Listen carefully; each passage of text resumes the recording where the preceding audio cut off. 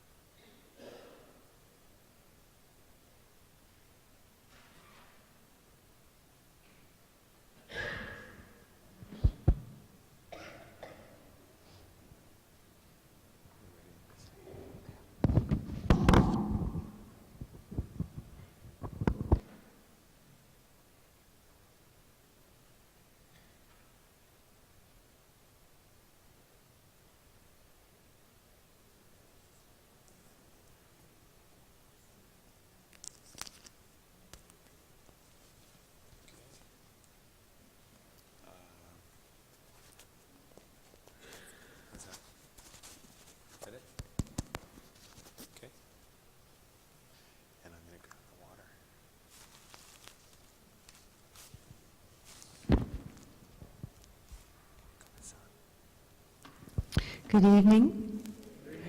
Welcome to our third in the Lenten Speaker Series. Thank you for coming and praying with us and coming to attend the Speaker Series.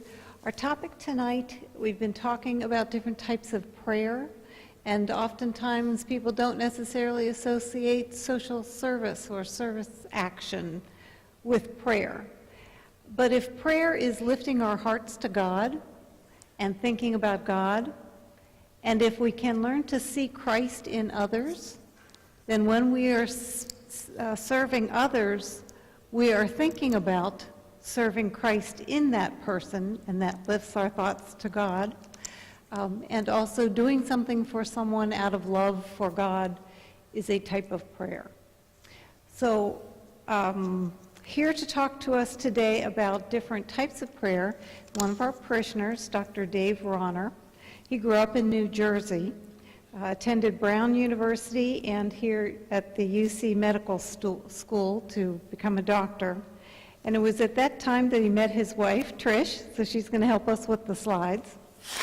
And he has 8 children, so the two of them work at a ministry of raising children as well as a ministry of medicine and serving the poor.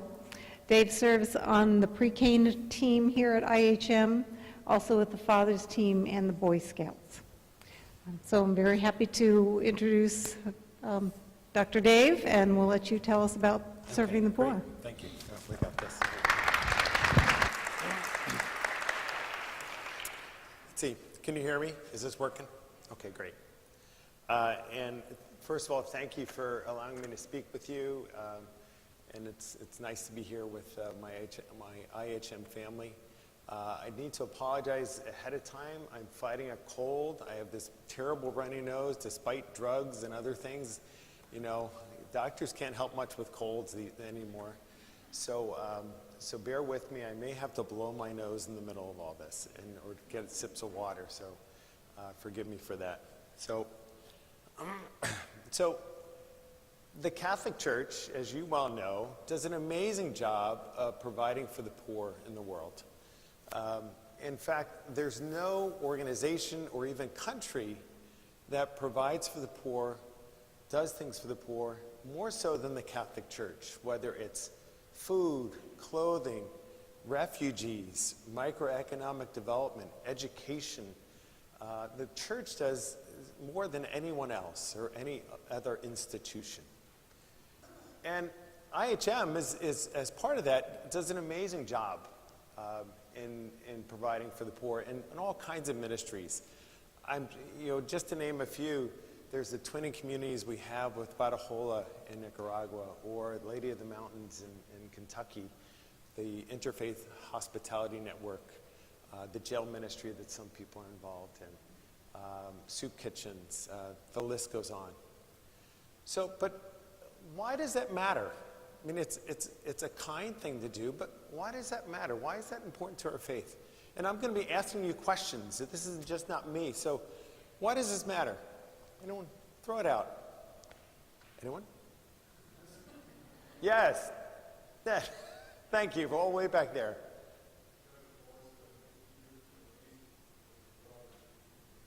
All right. You read my talk, didn't you? So. Yes, it's a command, not just once, but there are literally hundreds of passages in the Bible that command us and admonish us to care for the poor, the orphan, the widow. So it's a command. But are there other reasons? Anyone else? Yes, Deacon Dave. Yes, sir.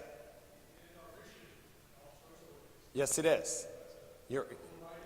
Yes, it's actually one of the three main things that the church will be about. And I'm going to talk, there's a great quote from Pope Benedict I'm going to pull out later about that. So, and there may be something even more significant to it. And to see what I mean, let me read from the Bible. So I'm going to read from Matthew 25. Now, many of you know that's the name of a ministry here in town, right?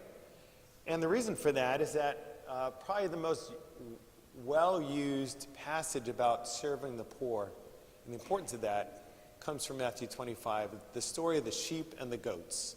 All right? You've all heard it. All right? But I'm going to read it to you again. Listen closely. Just bear with me. When the Son of Man comes in his glory and all the angels with him, he will sit on his throne in heavenly glory. All the nations will be gathered before him, and he will separate the people one from another as a shepherd separates the sheep from the goats. He will put the sheep on his right and the goats on his left. Then the king will say to those on his right, "Come, you who are blessed by my Father, take your inheritance, the kingdom prepared for you since the creation of the world. For I was hungry, and you gave me something to eat. I was thirsty, and you gave me something to drink. I was a stranger, and you invited me in. I needed clothes, and you clothed me. I was sick, and you looked after me. I was in prison, and you came to visit me." Then the righteous will answer, "Lord, when did we see you hungry and feed you, or thirsty and give you something to drink? When did we see you a stranger, invite you in, or needing clothes and clothe you? When did we see you sick or in prison and go to visit you?" Then the king will reply, "I tell you the truth. Whatever you did for the one of the least of these brothers of mine, you did for me." Then he will say to those on his left, "Depart from me, those you who are cursed, into the eternal fire prepared for the devil and his angels. For I was hungry, and you gave me nothing to eat. I was thirsty, and you gave me nothing to drink. I was a stranger, and you did not invite me in. I needed clothes, and you did not clothe me. I was sick and in prison, and you did not look after me." They will answer, "Lord, when did we see you hungry, or thirsty, or a stranger, or needing clothes, or sick, or in prison, and did not help you?" He will reply, "I tell you the truth. Whatever you did not do for one of the least of these, you did not do for me." Then they will go away to eternal punishment, but the righteous to eternal life.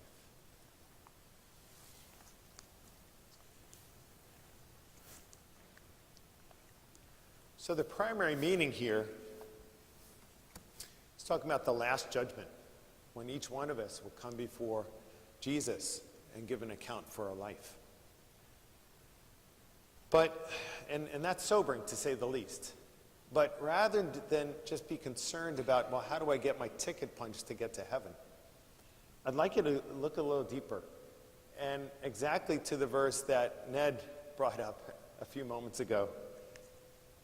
Ned's my plant, by the way, so, no, it's not. And the king will answer them, "Truly, I say to you, as you did it to one of the least of these my brothers, you did it to me." We are all made in the image and likeness of God. Think about that for a moment. Yourself, the person next to you, your spouse. Sometimes it's hard to see that. I know that's a struggle sometimes for me. But in a particular way, we especially find Jesus in the poor, in the marginalized, on the edges of society, if we have eyes to see him.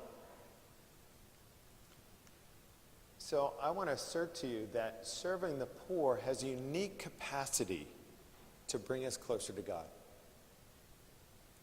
to learn about him, to depend on him, to see him in others, even those who you wouldn't expect.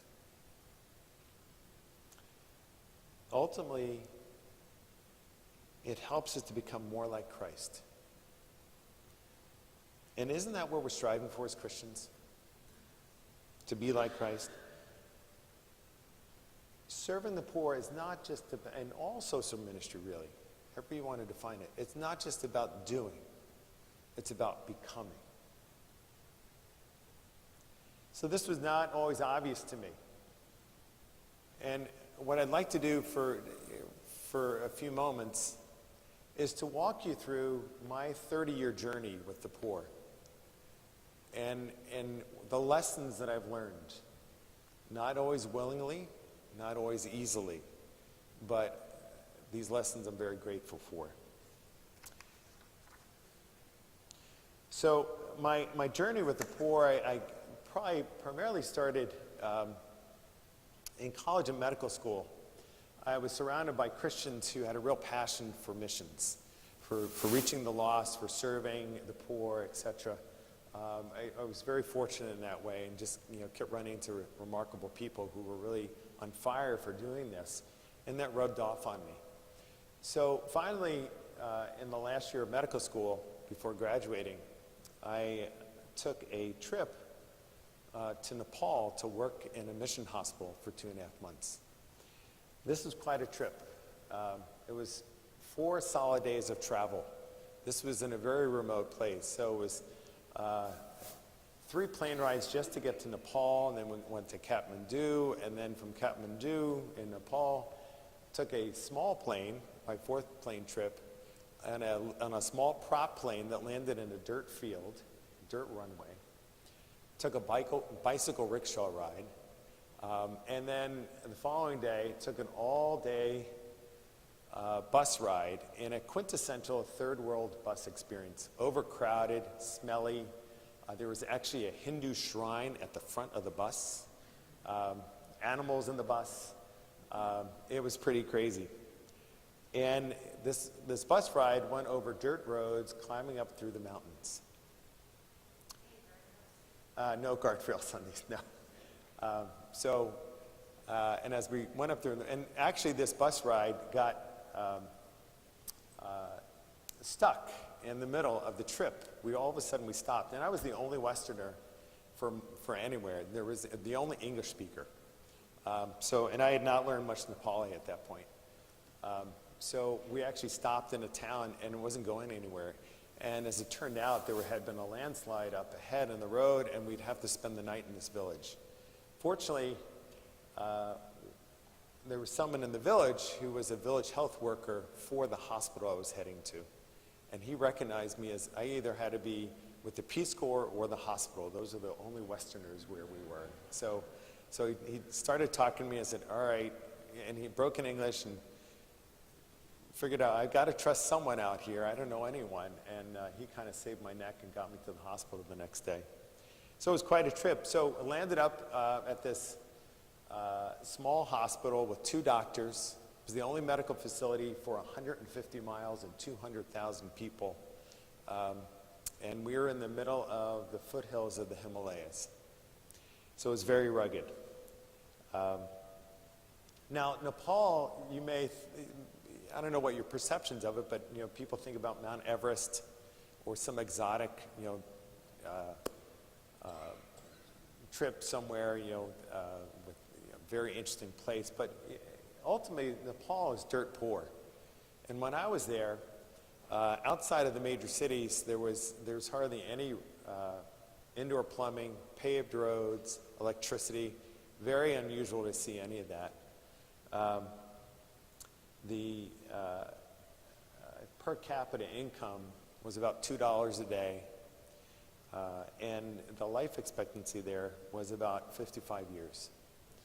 The hospital, as I said, was quite small, but we were seeing all kinds of tremendous need, and we were seeing things like there was actually an epidemic of tuberculosis there, typhoid, tetanus, things that we don't see here, but were so common there. Infectious diseases, parasites, etc. Death was very common at the hospital. We had very limited resources. We had 2 hours of electricity a day for the hospital. So we had very rudimentary tests that we hardly ever got to use because we saved them for when we really needed it. I actually delivered 4 stillborn babies before I actually got to deliver a live baby. I mean, it was just that severe. But although death was common, it was also much more accepted by the Nepalis. Death and suffering was just part of life for them. We're kind of separated from that in many ways, but it was so real to them. And their lives were just filled with suffering. Over time, as I got to figure out the landscape and what the local diseases were, I started seeing patients on my own using a translator. Sure. So here's Some pictures of Nepal, just going through this. These are ones I took. We actually had to lift these from a photo album and somehow get them electronically. My wife did that. Thank you, Trish. We're on her iPhone. So this looks like a bunch of bushes walking. I have to explain this. So Nepal, people used wood to heat their homes and to cook. I mean, that's how you did it. It's how they've been doing it for hundreds of years. But because of, as the population grew, wood became scarce, especially in these upper and higher altitudes. So these women actually had walked a couple hours to some place where they knew they could get something to burn. So here they are carrying, kind of this bushes back to their homes so they can heat and cook. It's kind of crazy. This was the local bazaar, of the village where I was. Dirt roads and kind of homes that have probably been the same for a few hundred years. Let's see what's next. Just another, just a scene that I ran into. So this is pretty primitive. That's me a long time ago. I had hair. The man on the right is Rugabir, my translator. He also happened to be the pastor of the very tiny Christian church near the hospital. Yeah, another story, but so I think there's another picture somewhere in here. All right, go ahead. One more. So, and then let's see what's next. Yes. So in the evenings, I lived next door to Raj, this gentleman here. He was the hospital clerk. Great guy. And we developed a really good friendship. Raj had just become a Christian. The predominant religion in Nepal, as you may know, is Hindu. In fact, at the time, Nepal was a Hindu kingdom. So it's a big deal for someone to become a Christian there, and I'll talk about it a little bit more. So in the evenings, Raj and I got together several times a week, and we would cook dinner together. Nepalis like their food really spicy, and I had a hard time eating whatever he made. And then we would sit down, and we would study the Bible together, and leading him through passages, and trying to encourage him in his very young faith. Beautiful guy. At some point, kind of late in my time there, he actually took me out to his home village and hung out there. I mentioned about how I got rescued on this bus ride arriving there. This village health worker found me. This is Taradat, the village health worker who rescued me on the road. And we developed a friendship also. Taradat, he invited me out to his home village for a weekend. And the two of us held a clinic, just the two of us, in his home village, in this building. And that is, and he hosted us, and this is Taradat's wife, Sunji. Beautiful time. So it was a remarkable people. They were beautiful people. Now, all of this was very challenging, to say the least, though. We were seeing 50, 100 patients a day in the office with little resources. The living conditions were very Spartan. When I first got there, it was very cold. It was January. We were at 6,000 feet elevation. And in the middle of this, I also got ill several times. When you're in a foreign country, you tend to get what they have. And including, I had 3 days of dysentery. It was pretty severe, and quite honestly, if I died during that time, I would have been fine, because I don't think I could have felt any worse. I will not go into detail, it's pretty graphic. But in the midst of that hardship, God really changed me. I've never been so dependent on God. I had nothing else to grab onto. And it felt good to be in union with God, doing what I think He wanted me to do. And particularly in serving this extreme need. And it really confirmed to me a calling to serve Jesus in this way. So came back from Nepal. Was the end of medical school. Trish, who was a classmate in med school with me, we got married. We moved to Syracuse, New York for our residency in family medicine. Started our married life together, got settled. And we immediately started looking for a church. And through the advice of a new friend, we landed up at a place called St. Lucy's, which was a inner city, poor, multiracial parish, which is one of several poor churches that we've attended over the years that are in the inner city before coming here to IHM. At St. Lucy's, we also met the L'Arche community. Now, I don't, has anyone heard of L'Arche couple? Or Jean Vanier, maybe? So, Henry Nouwen, maybe. All right. Anyway, so L'Arche is a network of faith communities all around the world where people with disabilities live with, quote, normal people as their assistants in a faith community. It's a sharing of life together, and this was very attractive for us. And this actually became sort of our second home during residency, and we became friends of the community. So this is actually, in our apartment, we actually hosted some of our friends from the L'Arche community. It's Ted, and Jeff, who became great friends of ours. We were at the L'Arche community every week for potluck and prayer. My wife and I actually became physicians for the community while we were there. And we learned a lot from our friends at L'Arche. And more than anything, I think we learned about prayer. They didn't know much about theology, they couldn't read the catechism. But boy, they could pray. And they knew God in a way that I didn't. It was just the simplicity of their prayer was beautiful.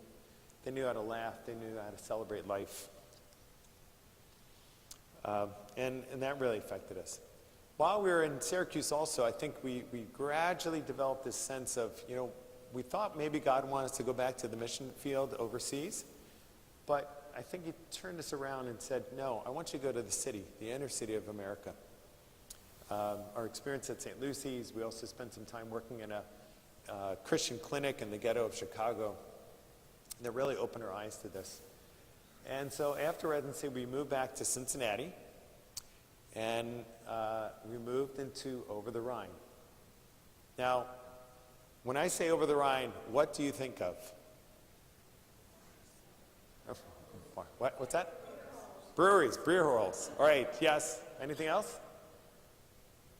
Okay. So, it's like the trendy neighborhood now. It's if you want, the trendy bars or restaurants or whatever, you go to Over the Rhine, or OTR as it's now called, right? But in 1992, that was not the case. As if you've lived in Cincinnati long enough, that was the place you did not go to, ever. All right, it was clearly told, you were really told that. Because it was the poorest, most violent neighborhood in the region. Actually, in 2005, Over the Rhine was the most violent neighborhood in the country, according to FBI statistics. And that's where we moved to. So, this is our home. We bought an aging old German brick building, a two-family. It was surrounded by 2 vacant lots and 2 abandoned buildings. We lived upstairs, and we had an apartment downstairs. Our neighbors were mostly black and poor. We were the only middle-class white family on the street. All right. I can't get to everything. All right. I don't have much time. Golly. And this is the home that we ended up living in for 10 years. We went to church in Over the Rhine. We shopped there. Every Saturday, we'd walk to Findlay Market. We went to the parks there. And eventually, our kids went to school in our neighborhood. And as I said, and our neighbors became our friends. Not everyone. I mean, but a lot of them were great people. Some of our best neighbors ever that you'd ever want. And that's actually our oldest daughter, Elizabeth, on the right.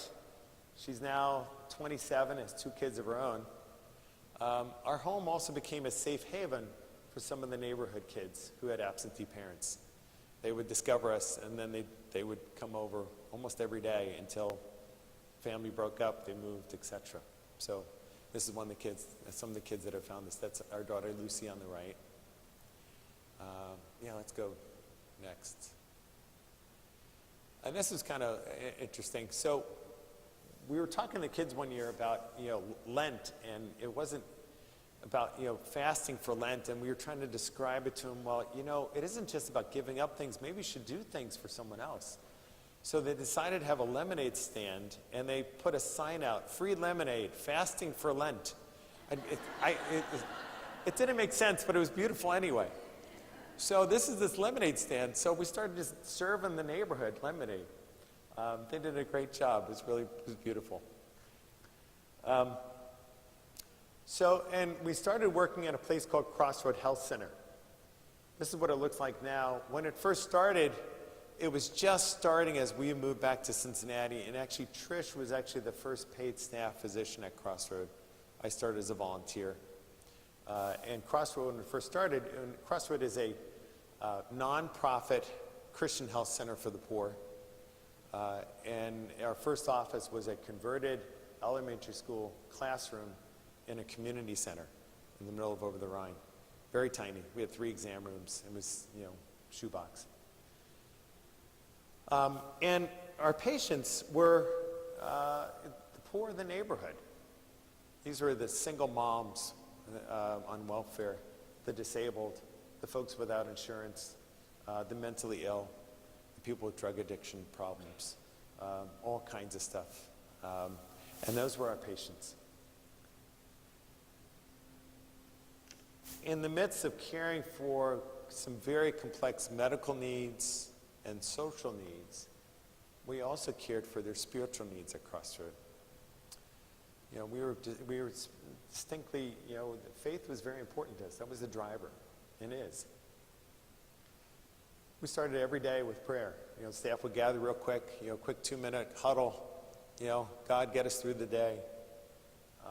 We would pray with our patients, spiritually encourage them. We found these very easy to read New Testaments that we gave out. We probably gave out several hundred of those over the years to anyone who wanted one. And something else we had is a prayer box in our waiting room. So our patients would write out their prayer requests on little index cards, and every week we prayed those as a staff. The prayer box really changed me over time, because the prayers written were pretty simple, poor grammar, poor spelling, but were just pleas for help, heartache, asking for help with addictions or mental illness or abusive relationships, broken families, severe financial hardship. But there are also prayer requests of thanksgiving. Thanks for breaking an addiction, a new job, a new apartment, even a bed to sleep in. We never threw those prayer requests away. They were in my office for many years. We kept collecting thousands over the years. They were sacred objects. They were really represented the heart and soul of our patients, and why we were there, and why we were doing what we were doing. So Crossroad grew over time. That's their main office down and over the Rhine. They now have 4 other offices around the Cincinnati area in needy neighborhoods. And it's doing an amazing job. We moved out over the Rhine because our family kept growing. Next one. Here we go. So this is actually just before our last child was born, Charlie. Trish is actually pregnant. Charlie's right up there. He's 11 right now. And Trish, I think this is the day before you delivered. Is that right? All right. So we kept growing, and we outgrew our apartment in Over the Rhine. And 3 years ago, I left Crossroad. I'm now at the VA, and I'm part of a team that provides health care to homeless veterans there, using a mobile exam room that goes to shelter, etc. It's pretty cool. So this journey has had a profound spiritual impact on me and our family. And there's no way I could tell you all the different pieces to that over 30 years. There are just so many stories. I'm just going to pull out 3 lessons that I learned of the many, just as to give a little taste of this. So, lesson number 1. Miracles still happen. All right? It's hard for us sometimes, if we're in a middle-class America, to really think about this because our lives are so structured. We've got so many resources.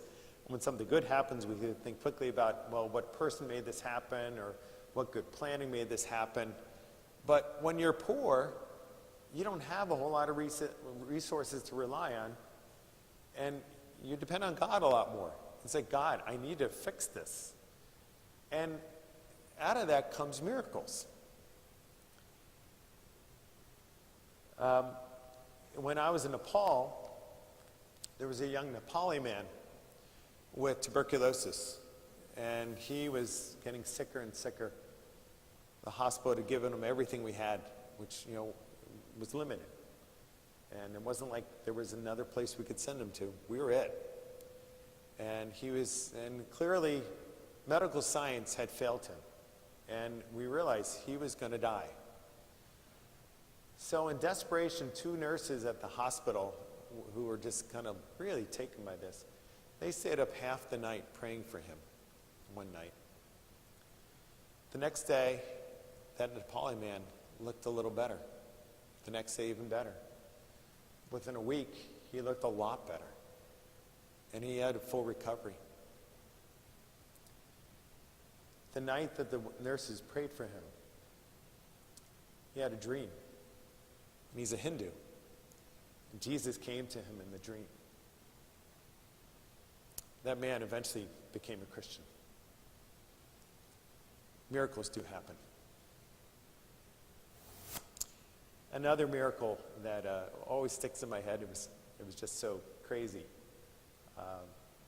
When Crossroad was still relatively young in its ministry, we were getting $90,000 a year from the city of Cincinnati to help fund their uninsured care. And that was about 10% of our total budget. And then something was going on in city council, there was a budget crisis, and all of a sudden, mid-year, that funding was just slashed. It was overnight, it was gone. And so the CEO of Crossroad and I started praying.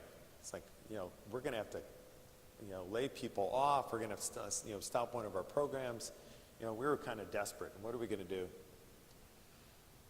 And we shared their prayer requests with others, some other Christian ministries. 2 weeks later, we received an anonymous donation of $120,000. Now, you could say, well, someone heard about it, that was just a nice, but, what moves someone to donate $120,000? It's pretty remarkable. So God really does work in our lives, and he does the miraculous. So here's lesson number 2. And I'm just going to give you a few examples of this, but I have a whole lot more, and this is why I'm so convinced of this. When you work with the poor, the Bible comes alive.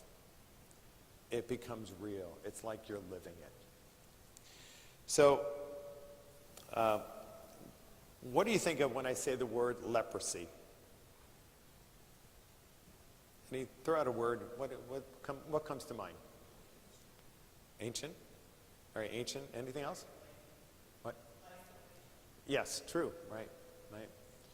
Well, as it turns out, leprosy was actually really common where we were in Nepal. And in fact, there were quite a few. We actually had a half day of clinic set aside every week to treat people with leprosy, otherwise known as Hansen's disease.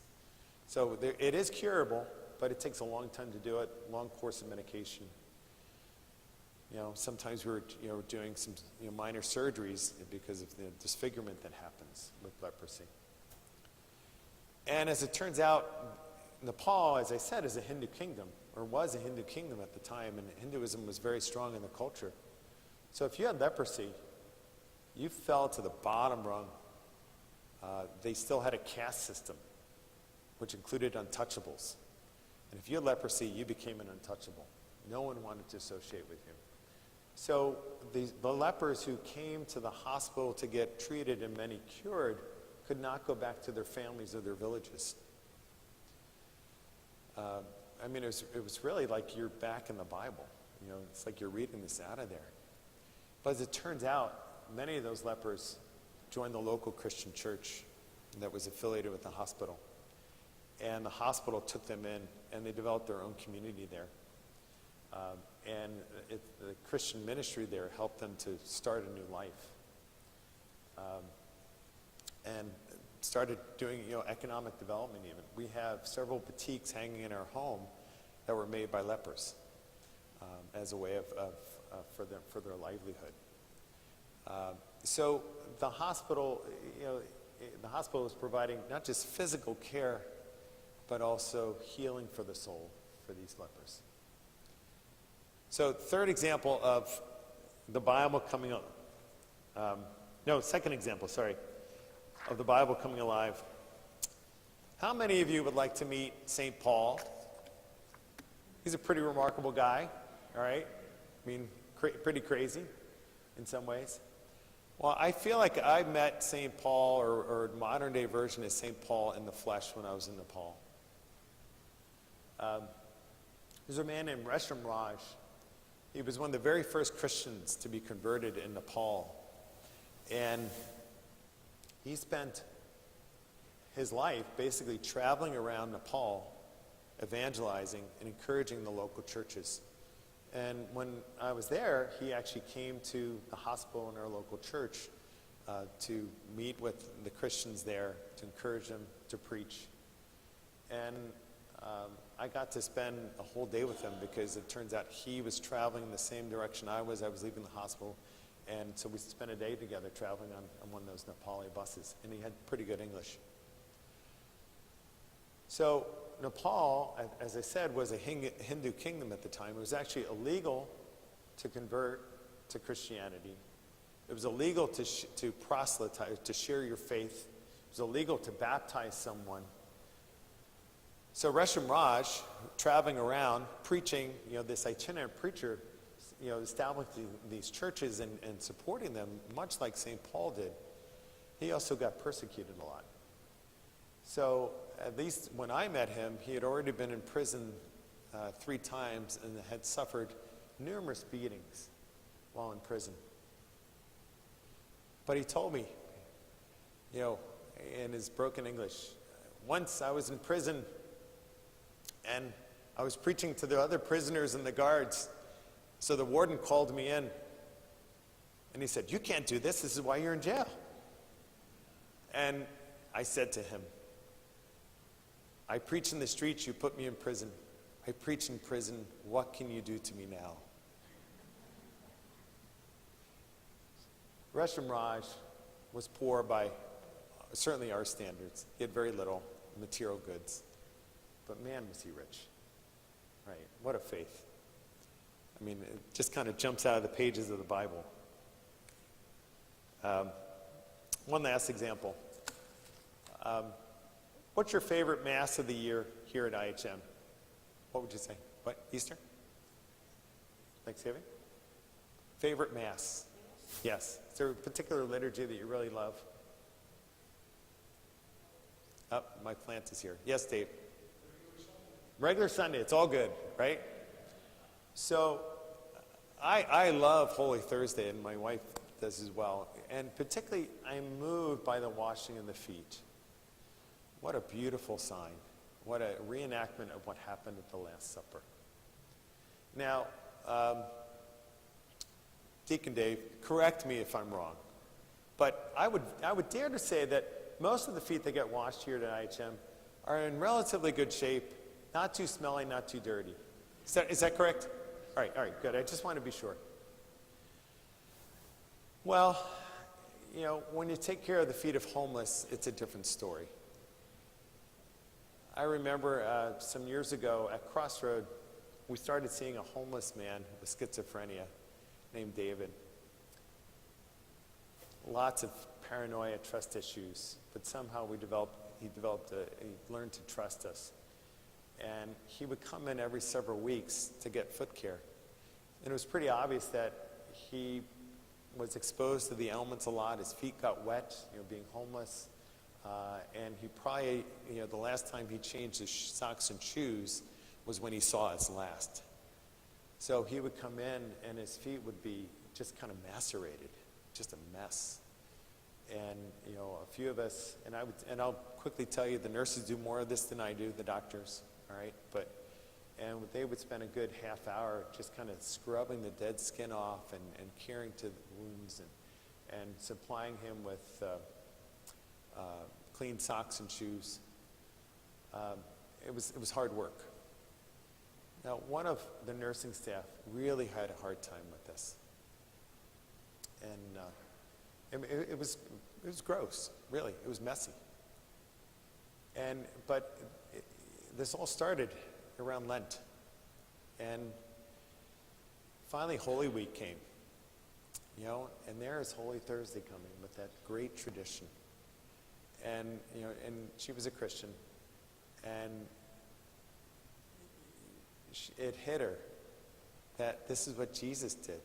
And this is what Jesus commanded us to do.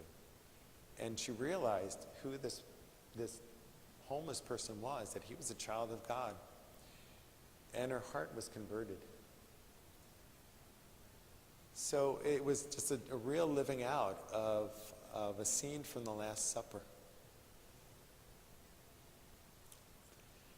Let's see how we're doing time. All right, lesson number 3. Miracles. And the Bible comes alive when you care for the poor. All right, lesson number 3. All right, pay attention. Come on. So lesson number 3. I am not the Messiah. Now, that surprises many of you, I know.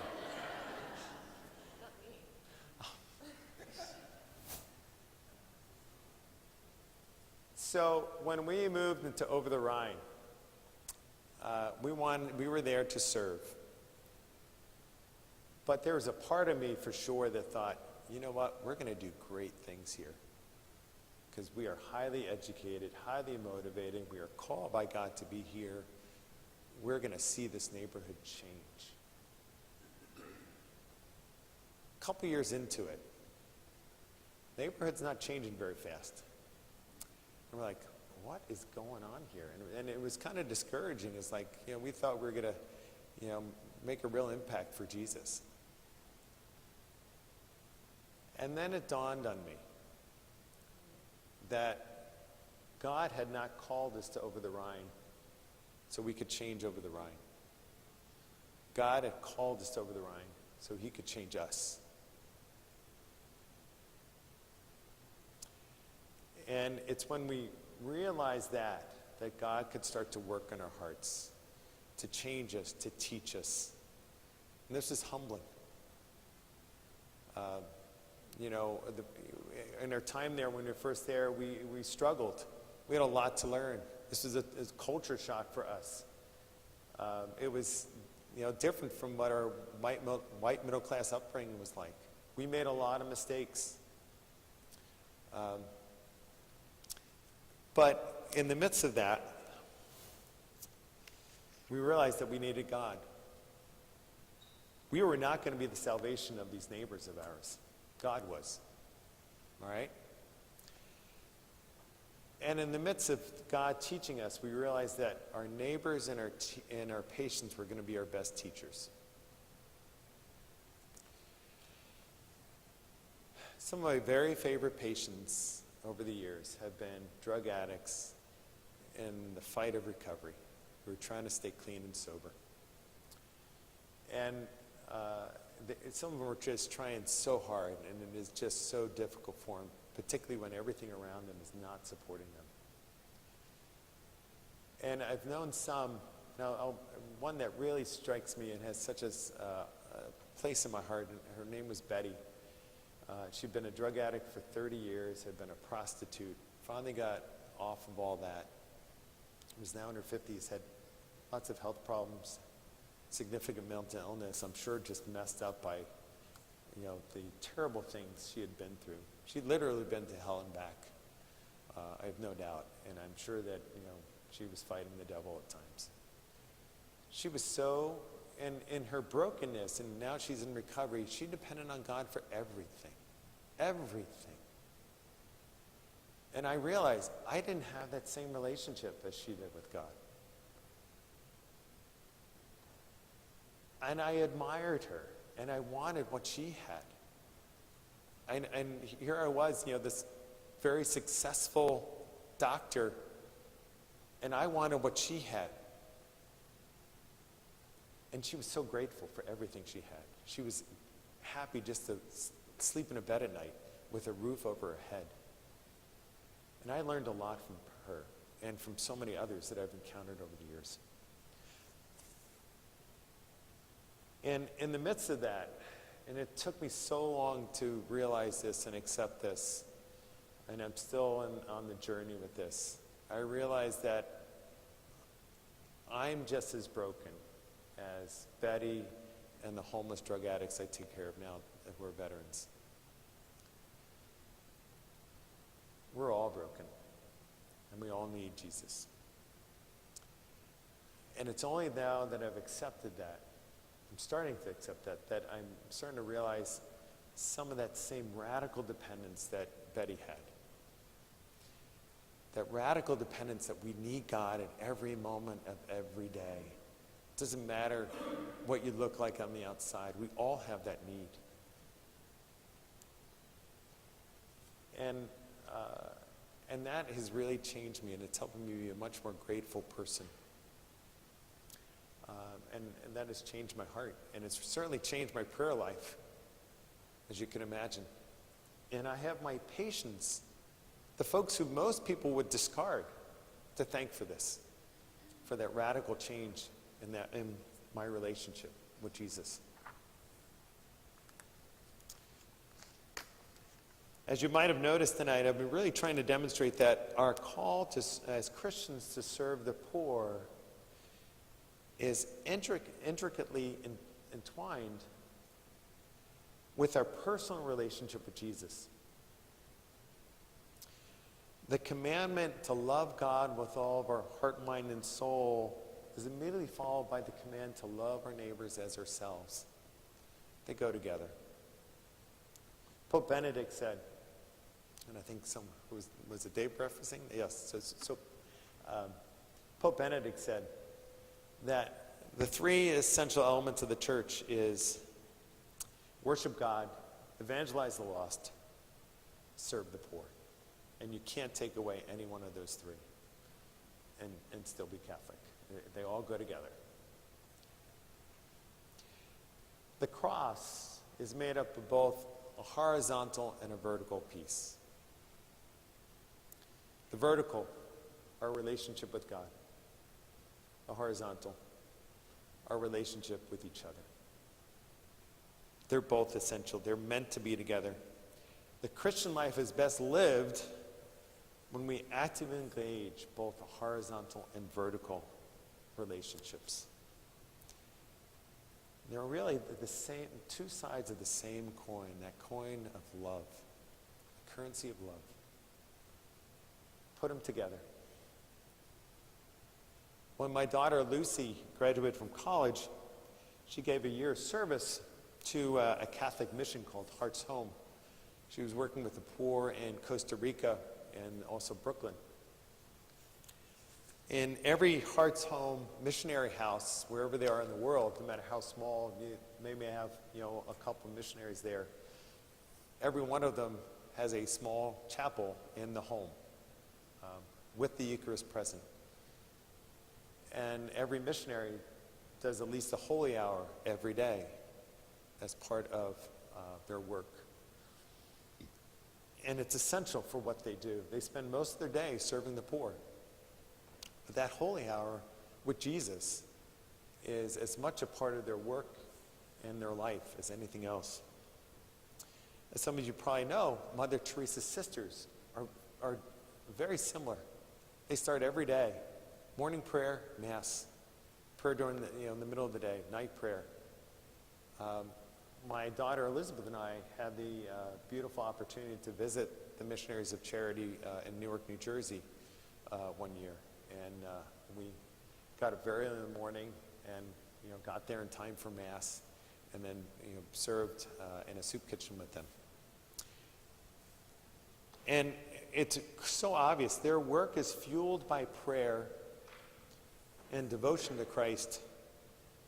And their prayer is fueled by their encounters with the poor. Spiritual life is meant to have balance. So I want to throw out a little bit of a challenge as I come to a close.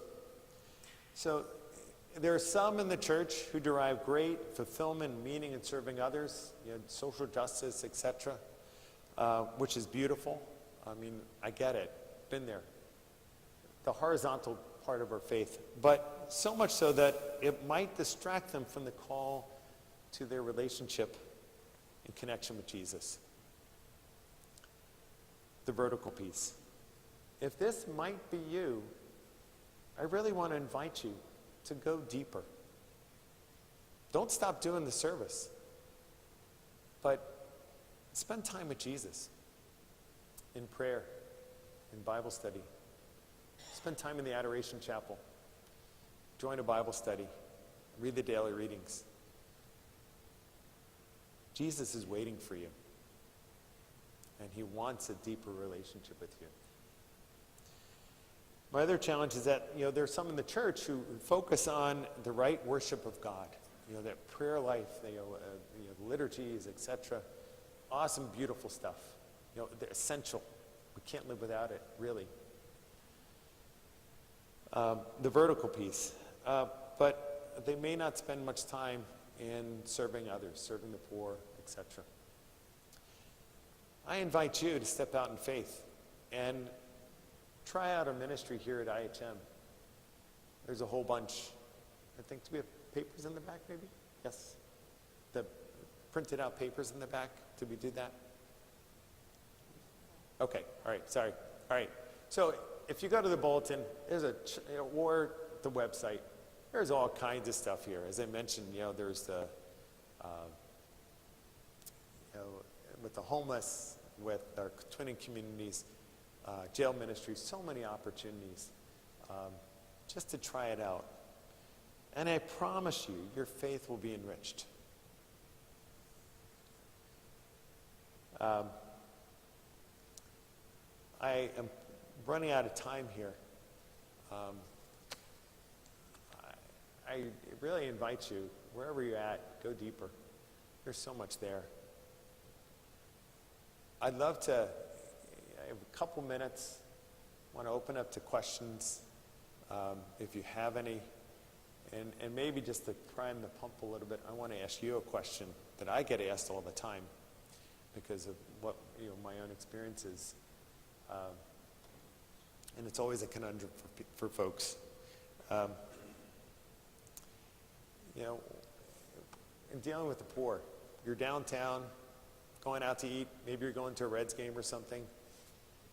There's a panhandler asking for, whatever you got. God bless you. So what do you do? What's the right response? You want to throw it out? Any ideas? Right. This has never happened to anyone here, I know, right? So you could throw your, some change in his cup or whatever. You could avert your eyes, walk past him, pretend he's not there.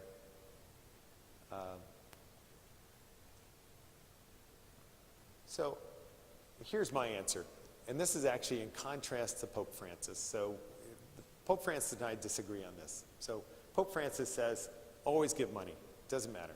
And there is, there is some precedent in the scriptures about that, but I think the context is different than, passing someone, down by Red Stadium or something. Whenever possible, engage them. Homeless people in particular have a huge need for relationship. And my daughter, who was a missionary with Hearts Home, she also did a homeless plunge program in Washington, D.C., and actually spent 2 days living on the streets in February in Washington, D.C. with other homeless. I know that sounds crazy, but it was a remarkable experience. And she immediately realized something that I've heard over and over again, that one of the top 3 needs of any homeless person is relationship, because most of the time their relationships are broken. And they've been betrayed, they've been hurt, etc. And we all need relationship. So even if you don't give someone money, treat them well, respect them, sit down with them, shake their hands, talk to them. I actually don't give out money, hardly ever anymore, with rare exceptions. I have given out lots of money over the years, but there's some reasons behind that. But I'll buy a meal. I've gotten bus tickets for people. I've done all kinds of other stuff, but I don't do money. I'm not saying that's what you have to do, but that's where I'm at after lots of years of doing this. But I will actively engage. I will shake their hand. I'll talk to them. I'll find out their name. I'll introduce myself, and really, this goes back to the idea. This is a child of God in front of you. This is someone who is in the image and likeness of Jesus. And we need to treat them that way. And if you don't give them anything but your time and attention just for a few moments, almost all of them are really grateful. So that's just a parting thought, as far as even if there's one thing that you change in your life after this talk, maybe it's just that. Is that you look at that person that you run into who's panhandling a little differently and treat them a little differently. And I think you'll appreciate it. I've kind of run out of time.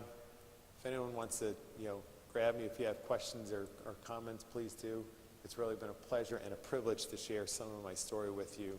I am profoundly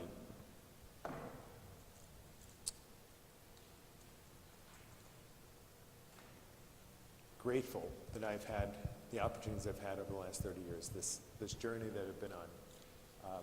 It's really changed my life and the life of my family, and I share this because I would love to see more people have the same experience, because I don't know where I'd be without it. It's really been it's been really cool. All right, thank you.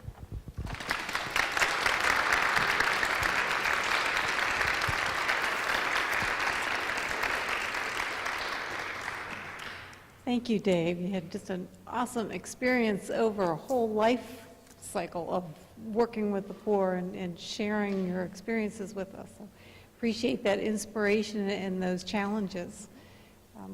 And my fault, Dave asked me to put out a handout on service opportunities for the poor, and it's in my office. So if you would like it, I'll be happy to email it to you, or so give me a call over in the parish office if you would like that list. We put it together for our confirmation students every year and have that handy. Next week, we have Father Pat Fairbanks coming to talk with us about St. Ignatius and his examen prayer. So we look forward to him next week. So thank you all for coming today. I know Dr. Dave will be here for a while to answer any questions that you have. So thank you for coming, and have a blessed week.